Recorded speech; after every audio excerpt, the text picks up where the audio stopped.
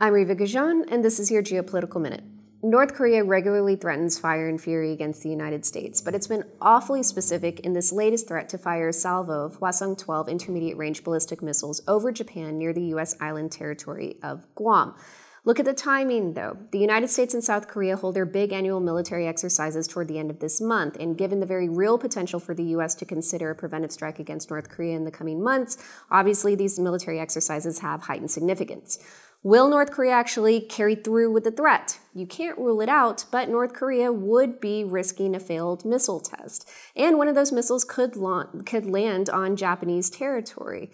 Now, if the U.S. and Japan successfully intercept those missiles, North Korea's deterrent value will be undermined to some degree.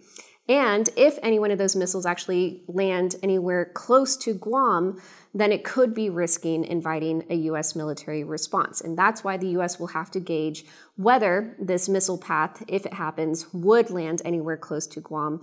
An unsuccessful intercept by the United States and Japan would obviously expose big holes in the U.S. missile shield.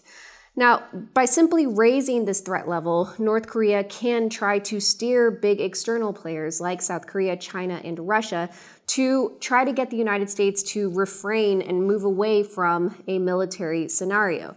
Now, China already is accepting a nuclear North Korea.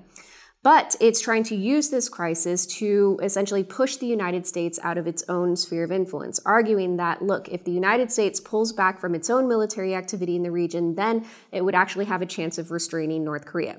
This is still a non-starter for the United States, but it is a message that could resonate more with South Korea, given that South Korea has a lot to lose in a potential military scenario. So we're going to be watching very closely that dialogue between South Korea and the United States, as well as South Korea and China in the coming days to gauge the reality of these latest threats.